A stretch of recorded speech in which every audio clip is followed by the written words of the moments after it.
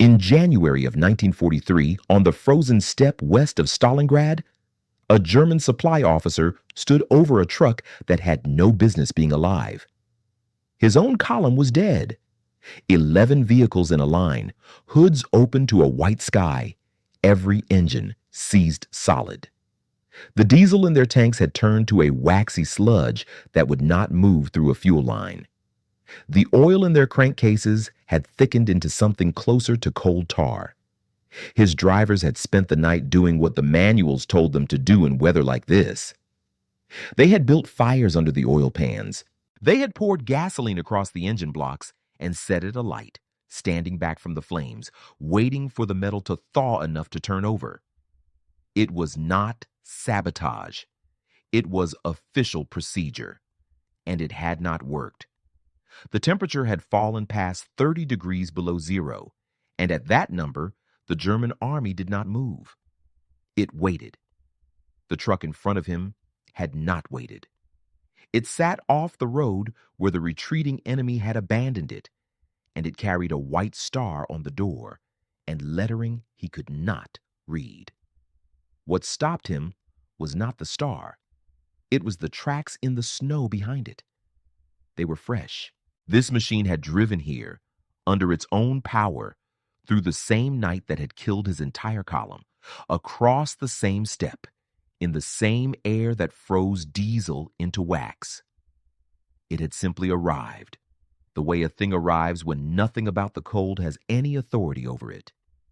He climbed onto the running board and lifted the hood. Pay attention to this moment, because everything that follows in this story lives inside it. A German officer standing over an American engine, looking for the reason it was still alive. And here's the first thing you need to understand. He was not looking at a better engine.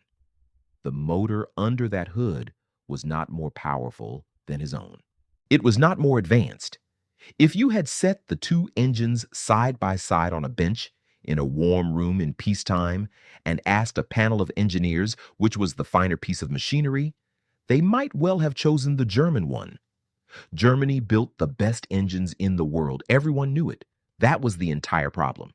Because the question the war was asking that January was not which engine is better. The question was which engine is still running at 30 below zero on the third morning of the cold. And by that question, the German masterpiece was a block of frozen iron, and the ordinary American truck from a factory in Indiana was pulling a field gun through the snow. The officer did not find his answer under the hood. He would not have found it there if he had spent a week, because the reason that truck was alive had almost nothing to do with the engine and almost everything to do with a decision made 4,000 miles away, in a country not yet touched by a single bomb, by men who had asked a strange and unglamorous question long before the shooting reached this step. Not, how do we build a stronger machine? Something smaller than that and far more dangerous. What happens to a liquid when it gets cold? What happens to oil and to fuel and to metal and to a man when the temperature falls past the point where things are supposed to keep working? The Germans had asked the first question, and they had answered it brilliantly. The Americans had asked the second. And on the frozen approaches to Stalingrad, in the winter that was breaking the finest army in Europe, the difference between those two questions was the difference between a truck that drove and a truck that died. Remember the number, 30 below zero. It will come back before this story is over. And when it does, it will not be a weather report. It will be a sentence handed down, an arithmetic that could not be argued with. A line past which courage and engineering and iron will all counted for nothing, and only one thing counted at all: whether someone, somewhere, had done the work in advance. The German officer closed the hood. He stepped down off the running board, and he did what his army was doing all across that frozen front that month. He turned back toward his own dead machines and he waited for a thaw that the enemy somehow had never needed to wait for at all. He did not know why. The answer was sitting in a laboratory in the United States, and it was written not in steel, but in chemistry. Here is the number the German officer never learned. At around minus 20 degrees, the engine oil the Wehrmacht poured into its trucks began to lose its will to flow. By the time the steppe hit 30 below, that oil was no longer a liquid in any useful sense. It had thickened into a cold, resisting paste that clung to the walls of the crankcase and refused to move. Turn the starter, and the engine had to drag its own lubricant like a man pulling his legs through wet cement. Most of the time, it simply could not. The battery drained, the starter groaned and quit, and the finest engine in Europe sat perfectly intact, perfectly designed, and perfectly dead. This is the part of the war that no one puts on a poster because it happened at the molecular level in a place no soldier could see. But it decided more than any single battle. So let me show it to you plainly. Every oil has a temperature at which it stops pouring. Chemists call it the pour point, and it is not a matter of opinion. It is a fixed property, measured in a laboratory, printed on a chart. Push an oil below its pour point, and it seizes, and no amount of courage or engineering upstream can change what the molecules do when they get cold enough. The German army was fighting on the Eastern Front with oils whose pour points were simply too high for the place they were being asked to work. The machines were superb. The fluid inside them was defeated by the weather before the enemy ever fired a shot. And the fuel was worse. Diesel is not one clean substance. It carries within it a family of heavy compounds called paraffins, and paraffin is wax. In warm weather, you never notice it because the wax stays dissolved in the fuel like sugar in hot tea. But cool that fuel down, and at a certain temperature, the wax begins to fall out of solution. First, the diesel turns cloudy. Chemists call that the cloud point. Cool it further, and those wax crystals grow, link together, and thicken the whole tank into a slush that will not pass through a fuel filter. The engine starves. It is not out of fuel. It is drowning in fuel it cannot drink. And Germany's problem here was doubled because a great deal of its diesel and gasoline was not pumped from the ground at all. It was manufactured, synthesized out of coal because the country had almost no oil of its own. That synthetic fuel was a genuine marvel of German chemistry, one of the great technical achievements of the century. It was also heavy with exactly the waxy compounds that turned to slush in the cold. So picture the German mechanic again, on his knees in the snow, building a fire under the oil pan of a masterpiece. Understand what you are watching. You are watching a brilliant engineering culture applying brute force at the single point where its chemistry had failed. The fire was not stupidity. It was the only tool left when the fluid inside the machine had quit. Now, cross the ocean to the answer. In the United States, the same problem had been taken apart in a laboratory years before and solved not with fire, but with refining. American chemists learned to remove the heavy wax from fuel before it ever reached a tank, a process the industry simply called dewaxing. They learned to blend additives into oil, tiny amounts of specially designed compounds called pour point depressants, whose only job was to reach down among the molecules and stop the wax crystals from locking together, so the oil kept flowing far below the temperature at which it should have quit. They produced graded winter oils and further north, Arctic grades, thinned and treated to pour in cold that would have turned an ordinary oil to stone. None of this was heroic. None of it happened on a battlefield. It happened on a bench, in a warm building, in a country where 20 companies could open their refining processes to one another and pool what they knew. That is the whole of it.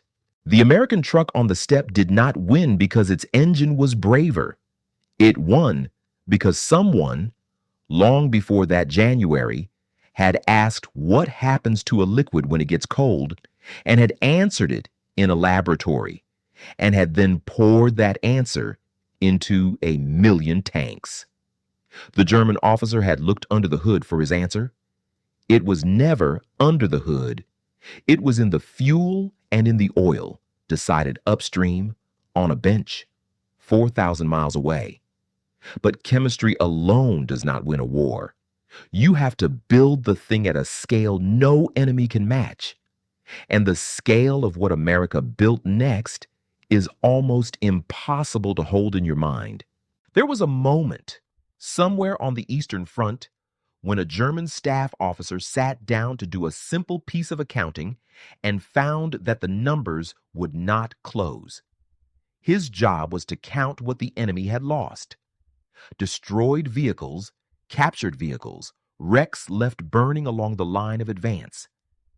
It was ordinary work, the arithmetic of attrition, and for a professional army, it was supposed to mean something. You bleed the other side of its machines faster than it can replace them, and eventually the other side runs out of machines. That was the theory the entire German war was built on. Strike hard, strike fast, and the enemy cannot keep up. But the enemy was keeping up. Worse than keeping up. Every column the Germans shot to pieces seemed to be followed by another, and another behind that. And a great many of them were the same truck. The same plain, boxy, six-wheeled truck with the same white star, arriving in numbers that did not fit any picture of a country that was supposedly being ground into dust.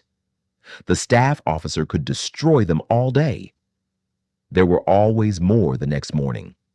Somewhere the math had broken, and he could not see where, because the place where it broke was not on his front at all. It was in a town called South Bend, in the American state of Indiana. The truck was the Studebaker US-6. It was not a glamorous machine. It won no design prizes. It was built to be simple, rugged, and easy to repair. And above all, it was built to be built over and over, faster than anyone had ever built trucks before. The Studebaker Company in South Bend turned them out on assembly lines that never stopped, and by the end of the war, roughly 200,000 of them had rolled off those lines. The greater part of that entire output was shipped out of the country, crated and sent across oceans to the Soviet Union to keep the Red Army moving. 200,000 trucks from a single American model, handed to an ally 4,000 miles away to be driven through the very winter that was freezing the German army in place. And the trucks were only the beginning of what came across. The same convoys carried high-octane aviation fuel, the kind of fuel the German synthetic plants struggled to match, poured into the tanks of aircraft over the eastern sky. They carried canned food by the trainload, so much of it that Red Army soldiers gave it a nickname, calling it the Second Front. A bitter little joke about the invasion, they were still waiting for their allies to open in the West. They carried telephone wire and boots and railroad cars and nearly 2,000 locomotives, whole engines, delivered to run a rail network that was carrying men and shells to the fight. It was not a stream of supplies. It was an entire industrial nation, packed into ships and unloaded onto a front that was not even America's own. Now hold the Studebaker in your mind and look at one more thing it did. When Soviet engineers went looking for something reliable to carry their famous rocket launcher, the multiple tube weapon the Germans learned to dread, they mounted a great many of those launchers on the back of the American truck. So the German soldier who flinched under that barrage was, in a very real and physical sense, being fired upon from a chassis built in Indiana. The arsenal of democracy was not a slogan on that front. It was the flatbed under the rockets. Understand what this did to the German officer's arithmetic. He was fighting the war he had been trained to fight, breaking the enemy's machines faster than the enemy could build them. And it did not matter, because he was not fighting the enemy's factories. He was fighting American ones, running flat out in a country his bombers could not reach, and no amount of destruction on his front could dent an assembly line 4,000 miles behind it. He could win the battle of attrition every single day and still lose it, because the thing he was trying to exhaust was not there to be exhausted. This is what logistics looks like when it becomes a weapon, not a stronger tank, not a braver soldier. A supply line so deep and so tireless that beating it in the field changes nothing at all. But even 200,000 trucks and a nation's worth of fuel and steel do not, on their own, explain the impossibility in the title of this story. Because behind the machines and behind the numbers, there was a colder truth, an actual arithmetic of the cold itself. And once you see it, the word impossible stops being a figure of speech. Now the number comes back, 30 degrees below zero. In chapter 1, it was a weather report. Here it becomes a sentence handed down with no appeal. Because cold is not one enemy. That is the thing the German army never fully reckoned with, and it is the whole secret of the word impossible. Cold does not attack a machine at a single weak point the way a bullet does. It attacks every system at once, and every system has its own breaking temperature. And below a certain line, they all break together. Start the accounting. The fuel gels wax falling out of the diesel until the tank is a slush no filter will pass. The oil thickens past its pour point until the engine cannot turn against its own lubricant. The metal itself changes. Steel that is tough and springy in summer becomes brittle in deep cold, and parts that would have bent now simply crack. The battery, the one thing that must give everything it has at the coldest moment, gives the least. A lead battery at 30 below can deliver only a fraction of the current it holds at room temperature. So at the exact instant the engine is hardest to turn, the power to turn it has drained away. 4 separate systems, 4 separate failure temperatures, and the cold crosses all 4 lines on the same morning. Then add the man. A human body is a furnace that must be fed. In deep cold, it burns through its fuel faster, spending calories just to hold its own temperature. And if the food does not keep coming, the furnace runs down. A soldier who is not warm and not fed does not fight at half strength. He stops. And the same cold that is seizing his engine is pulling the heat out of his body through every seam in the wrong clothing, on the same schedule, at the same hour. Now put it together, because this is the arithmetic. And this is why the title is not an exaggeration. To survive that winter as a fighting army, you did not need to win one of these battles. You needed to win all of them simultaneously every single day. You needed fuel that stayed liquid and oil that stayed flowing and metal that held and batteries that turned and men who stayed warm and fed all at once, 30 degrees below zero, in a place 1,000 miles from anywhere you controlled. Miss any one of them, and the whole chain stopped, because an army that cannot move its trucks cannot feed its men, and men who cannot be fed cannot hold the line that protects the trucks. Every failure fed the next. That is what mathematically impossible means. Not that it was hard, that the equation only balanced one way, and if you had not already solved every term in advance, there was no move left on the board. 0 chance. Not as a phrase, as a result. And here is the turn. You could not solve that equation in the field. It was already too late in the field. Every term in it had to be solved upstream before the cold ever arrived. The fuel had to be dewaxed in a refinery. The oil had to be treated in a laboratory. The trucks had to be built in the hundreds of thousands on a line that never stopped. The food had to be canned and the fuel shipped, and all of it delivered across an ocean before the first snow fell. The cold did not care how brave you were once it came. It only asked one question, coldly and in advance. Did someone already do the work? For the German army, the answer was no, and the arithmetic closed against it, term by frozen term. For the men fighting on the other side of that line, the answer was becoming yes, and it is worth being precise about why. The soldiers who did the fighting and the dying on that front were not American. They were Soviet, and the price they paid in that winter was their own. The cold was neutral. It would have killed anyone who came to it unprepared. What American industry solved was not the war and not the courage. It was one specific, brutal engineering problem. The problem of keeping an army supplied and moving through a cold that was designed by nature to make movement impossible. The fuel that flowed, the oil that poured, the 200,000 trucks, the fuel and the food behind them. That was the term in the equation that America filled in. The German officer at the start of this story looked under a hood for his answer. The answer was never a machine. It was arithmetic, and the arithmetic had been settled long before by whoever chose to do the work in advance. The only question left is why one side did, and the other never thought to. In the end, the whole story comes down to two questions, asked on two different continents, by two of the most capable engineering cultures the world has ever produced. Germany asked the first one, how do we build a stronger machine?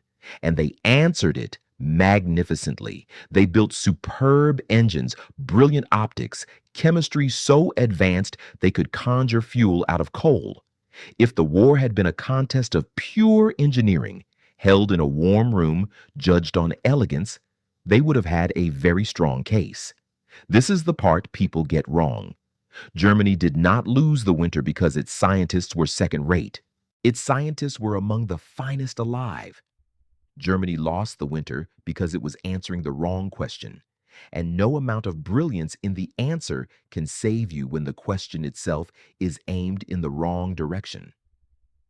America asked the second question, and it was a smaller, stranger, far less glamorous thing to ask.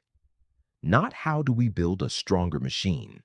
Instead, what happens to ordinary matter when it gets cold? What happens to a film of oil, to a tank of fuel, to a length of steel, to a man in the open, when the temperature falls past the point where the world is supposed to keep working? And then a second question, even less romantic than the first. Once we know the answer, how do we manufacture it by the hundreds of thousands and carry it across an ocean before the snow falls? Those are not questions that win design prizes. Nobody builds a monument to a pour-point depressant or a dewaxed fuel or a plain boxy truck. But those were the questions the winter was actually asking. And the side that had answered them in advance was the side that could still move when the cold came down. The war did not reward the most beautiful machine. It rewarded the culture that had done the boring, invisible, upstream work of making sure the fluids still flowed and the trucks still came. That habit of mind outlived the war by generations. The idea that you solve the cold in a laboratory and on an assembly line long before a soldier ever feels it hardened into doctrine. Winterized fuels, multigrade and Arctic oils, cold weather standards for every vehicle and army fields. The testing of equipment, not in the conditions you hope for, but in the worst the map can offer. All of it descends from the lesson of that frozen steppe, that the enemy you must defeat first is not the one shooting at you. It is the temperature, and it must be beaten in advance or not at all. And the plain American truck, so unlovely that it won nothing on looks, was remembered with something close to affection by the men on the other side of the world who had driven it through that winter, its name passing into their language as a byword for a machine that simply, stubbornly, always ran. Let me be careful and exact about what this story is and what it is not. It is not the claim that America won that front. The men who fought and bled and died in that snow were overwhelmingly Soviet, and the ground was held at a cost this narration will not pretend to measure. The victory in the East was paid for in the East. What America solved was one specific, unglamorous engineering problem: the problem of keeping an army supplied and moving through a cold engineered by nature to make movement impossible.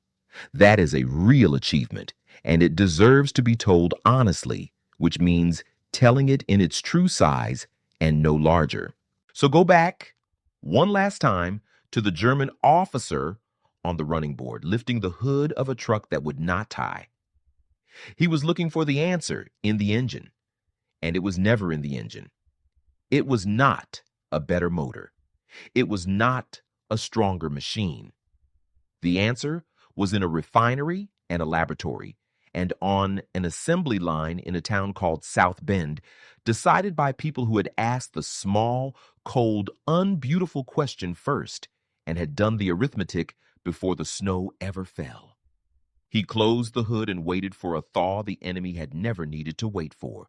And the reason he did not understand why is the whole reason this story is worth telling. The answer was never the machine. The answer was that someone 4,000 miles away in a warm building had already done the math. If this one held you to the end, the single most useful thing you can do is tap the like button and subscribe if you want more of these.